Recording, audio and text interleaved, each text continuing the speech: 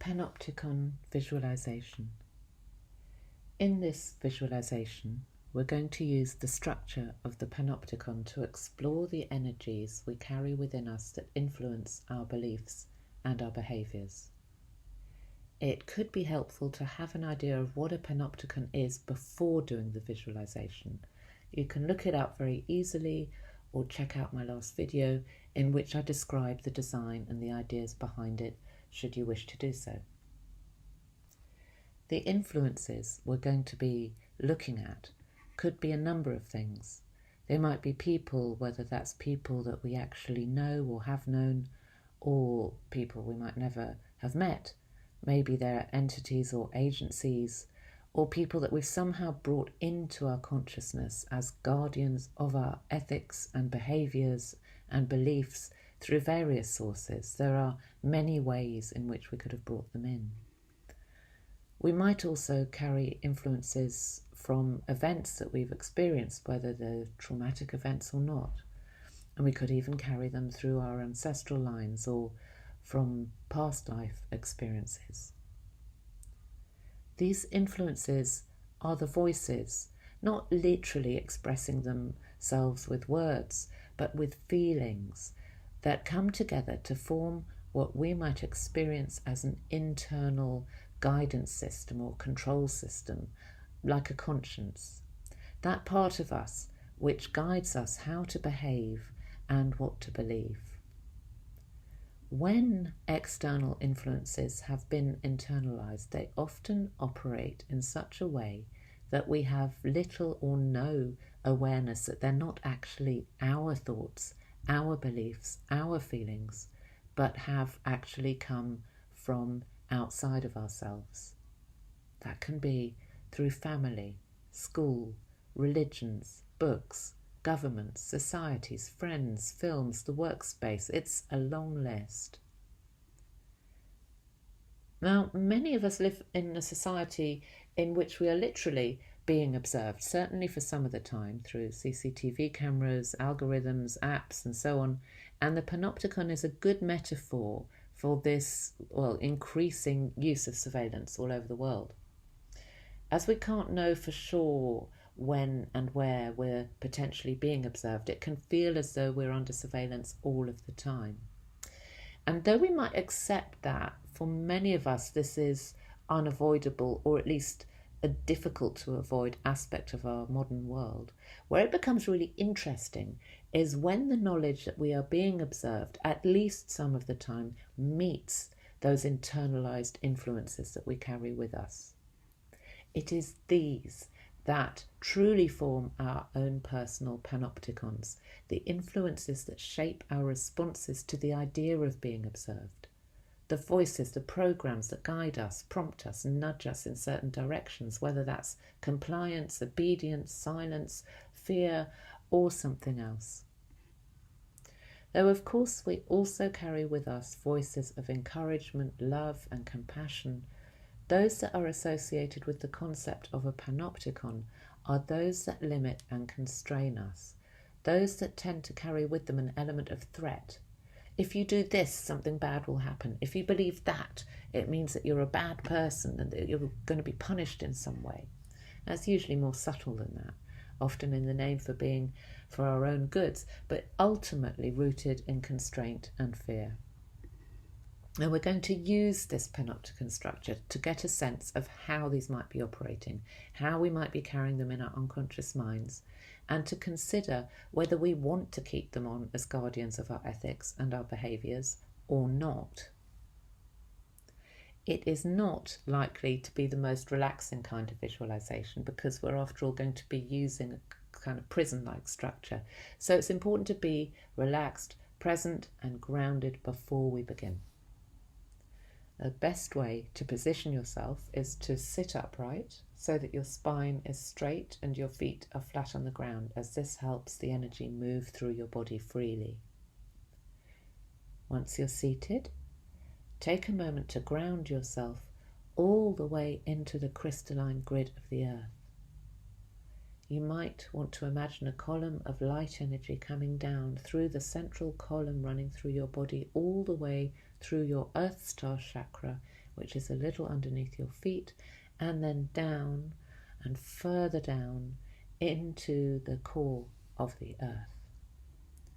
You might also want to visualize energy running down your legs and through your feet. You might see or feel this as a straightforward column of light. You may also want to see it as roots growing from your feet. Whichever way suits you, make sure to bring it all the way down so that you feel really rooted, really grounded, with your energy flowing through your body and all the way down into the earth until you reach the very heart of Gaia.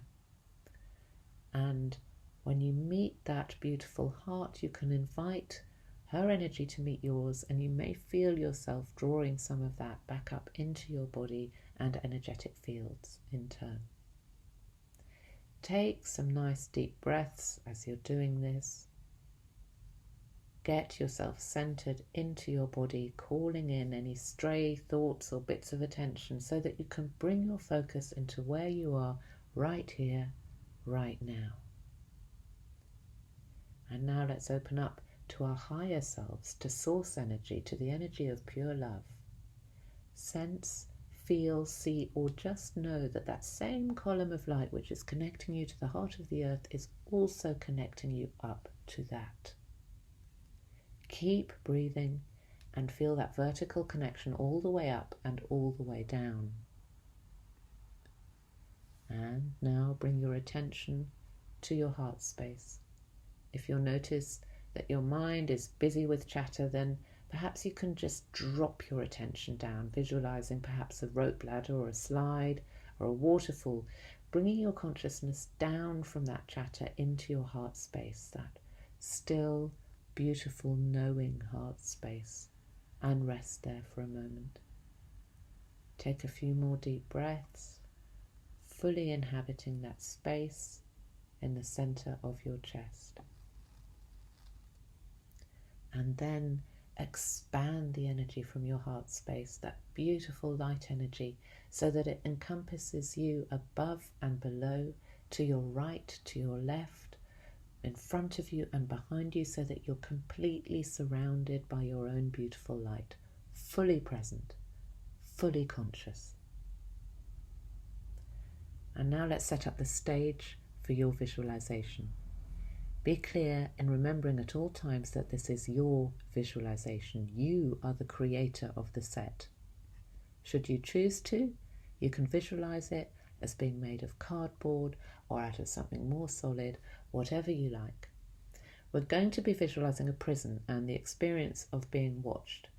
But as this is your visualization, you can come and go as you please, and you can take the set down at any point. You might want to play with that, to practice a few times as we're setting the scene, so that you're completely comfortable with that. Okay, so you're in a cell.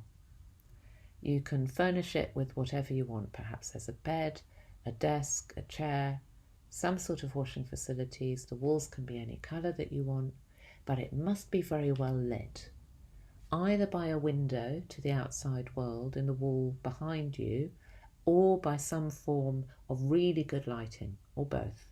Every corner of your cell is completely illuminated. There are solid walls separating you from the cells on either side of you, so you have no idea if there's anyone in there, or if there is somebody in there, who they are. The wall in front of you is completely open to the inside of the prison, with a floor-to-ceiling window in it. When you look out through that window, you can see that your cell is one of hundreds stacked in rows, many on top of each other, in a circular form, so that all cells look inward from the outside of this circular structure. And in the middle of the circle is a tower, which reaches all the way from the floor of this prison setup to the top row of cells. As you look at the tower, you can see that it's mostly made up of mirrored windows, so you can't see who or what is inside.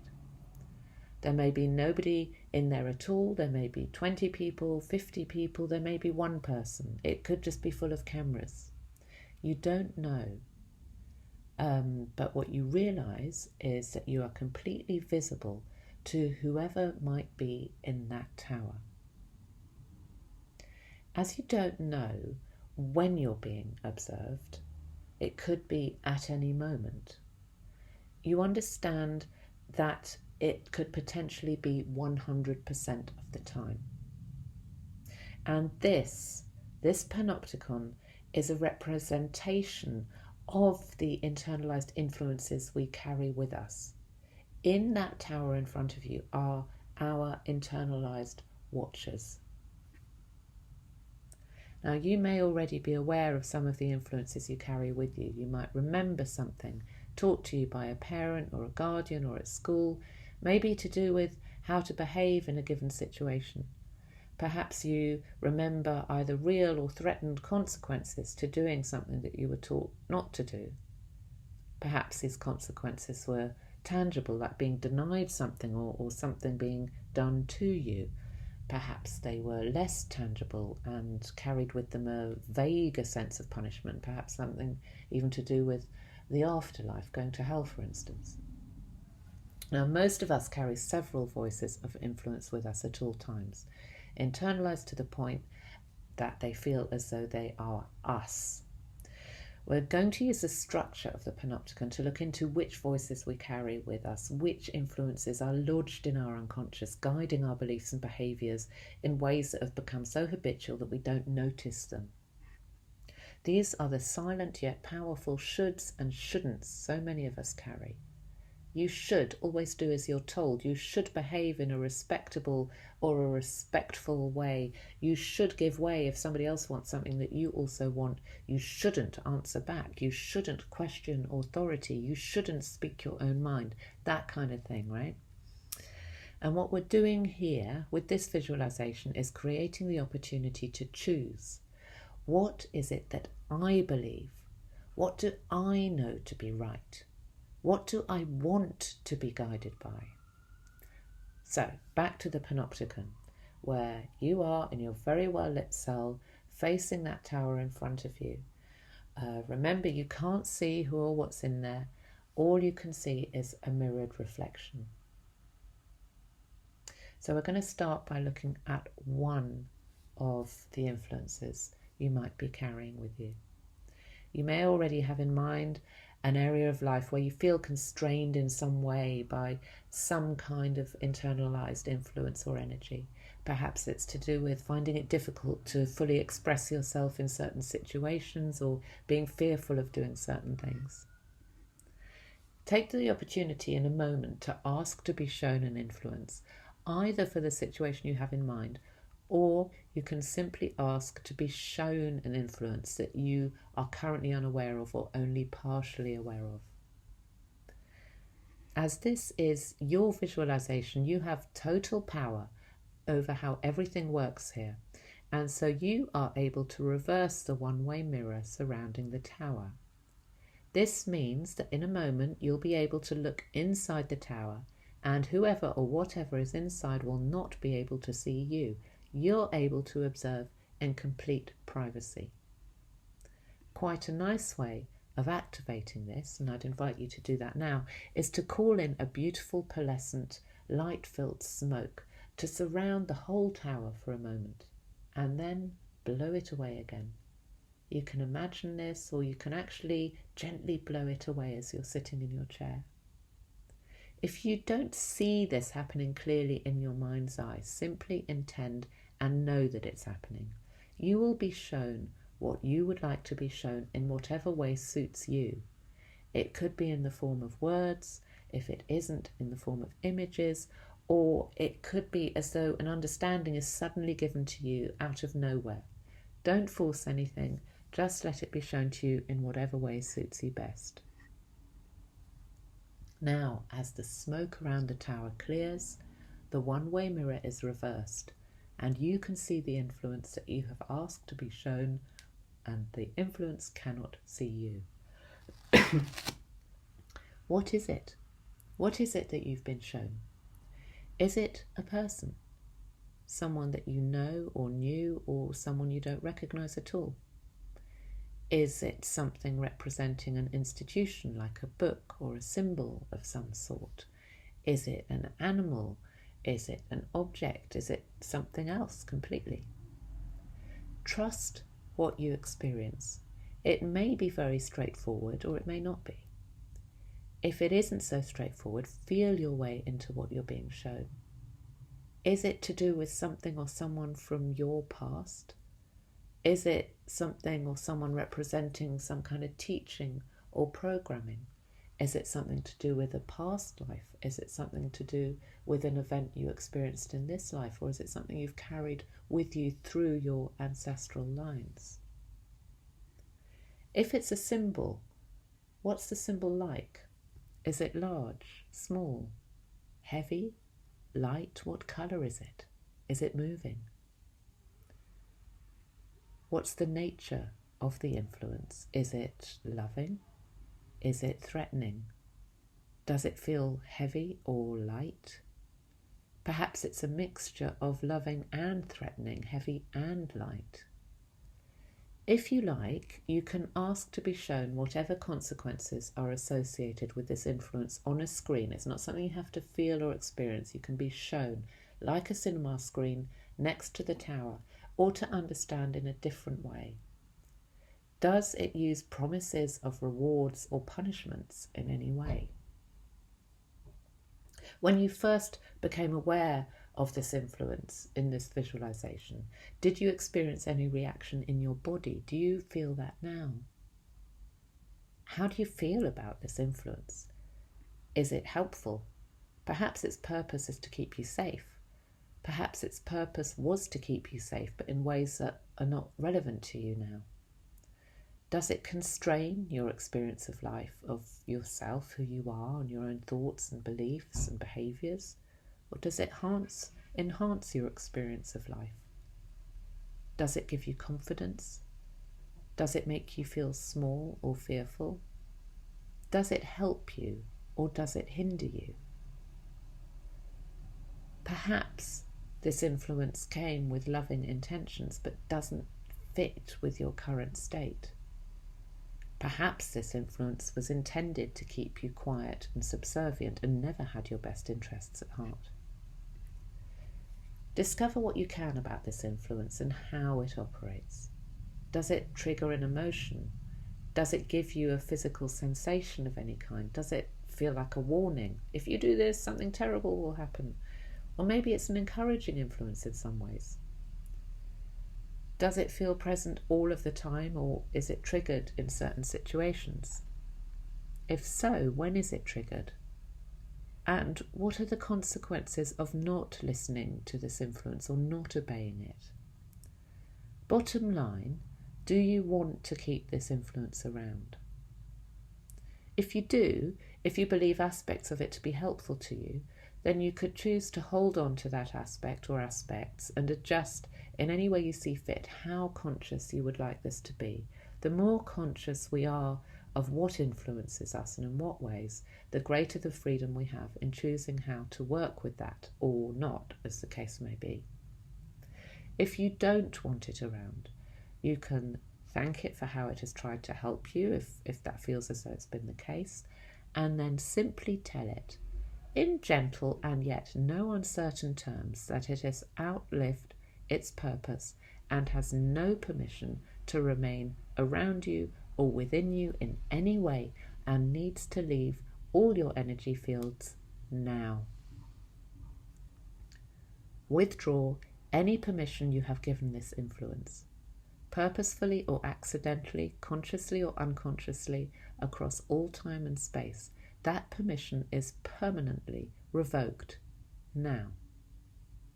If it helps, you might want to visualize some kind of contract which you can call to be in your hand or before you in some way and tear it up into tiny little pieces and send off into the universe where it might disappear in a puff of smoke or transmute into light. Do what you feel works for you to withdraw any permissions given to any influences that you do not want to be operating within you or around you in any way. If you need to spend more time in this process, you can pause this video and until you're ready to carry on. And when you are, observe what happens within the tower. If you've chosen to banish the influence you've been shown, see whether it dissolves into mist and floats away, whether it disintegrates into particles of light or puddle of water, or bursts into flames of some colour or another. Perhaps the top of the tower opens up and it floats off into the stratosphere. Perhaps you simply know it's not there anymore. And once you've got to the point of seeing, feeling, or simply knowing that you have withdrawn your permission from that influence completely, bring your attention back to your heart space, remembering that you are firmly grounded, connected to the earth, and also to source energy and the highest aspect of yourself. Call in that energy from source, from that highest aspect of you. Pull it right into your heart. And from there, let it expand through your entire body and all of your energy fields. But because you have created space to fill, space into which you flood the light of your highest being, the highest aspect of who you are. Wonderful. Well done. And what you have done here is look at one of the influences you've carried with you.